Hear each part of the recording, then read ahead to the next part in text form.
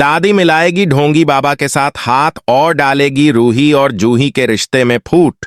जहां एक तरफ समर और जूही घर वालों को बड़ी खुशखबरी सुना चुके हैं, वहीं दादी अब भी बाज नहीं आने वाली।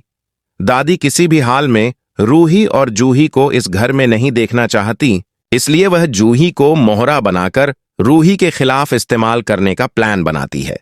इसीलिए दादी कमरे में एसी का शॉर्ट सर्किट करवा देती है और रूही को उस कमरे में बंद कर देती है, मगर वक्त पर नाहर पहुंचकर रूही को बचा लेता है। दादी का प्लान नाकाम हो जाता है, मगर वह हार मानने वाली नहीं। वह जानती है कि जब तक रूही और जूही साथ हैं, उन पर काबू पाना मुश्किल है। इसलिए दादी अगला वार करने का सोचती है और घर वालों को बहाने से मंदिर ले जाती है, जहां जूही के बच्चे के लिए पूजा रखवाई जाती है। वहां दादी ऐसा बंदोबस्त करती है कि रूही के हाथ से दिया नहीं जलता, जिस पर वह ताने मारते हुए कहती है कि शायद रूही नहीं चाहती कि जूही के बच्चे के लिए यह पूजा हो। सब हैरान रह जाते हैं, क्योंकि जैसे ही जूही दिया जलाने की कोशिश करती है तो दिया तुरंत जल जाता है। तभी एक बाबा आकर जूही को आशीर्वाद देता है और कहता है कि उसके बच्चे को रूही से खतरा है, अगर रूही की परछाई भी पड़ गई तो अनर्थ हो सकता है। यह सुनकर सब सन्न रह जाते हैं। रूही तड़प कर कहती है कि वह कभी ऐसा नहीं चाह सकती, जबकि जूही बाबा की बातों को ढोंगी कहकर नजरअंदाज करने को कहती है। मगर मन ही मन जूही के दिमाग में शक का बीज बो दिया जाता है। किसी को खबर नहीं कि उस बाबा को दादी ने ही पैसे दिए थे। घर आकर दादी जूही को भड़काती है और जूही फैसला कर लेती है कि बच्चे की पैदाइश तक वह रूही से दूर रहेगी। दादी खुश है कि उसका वार कामयाब रहा, लेकिन इसी दौरान कहानी में नया मोड़ आता है।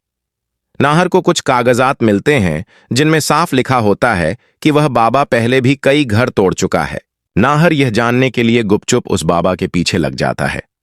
दूसरी तरफ रूही जूही की दूरी सहते हुए खुद पीछे हट जाती है ताकि जूही खुश रह सके। दादी समझती है कि अब सब कुछ उसके काबू में है, लेकिन उसे अंदाजा नहीं कि नाहर की तहकीकात बहुत जल्द उसका असली चेहरा सबके सामने ला देगी। जैसे ही यह सच सामने आएगा, नाहर इस बार दादी को किसी हाल में माफ नहीं करेगा।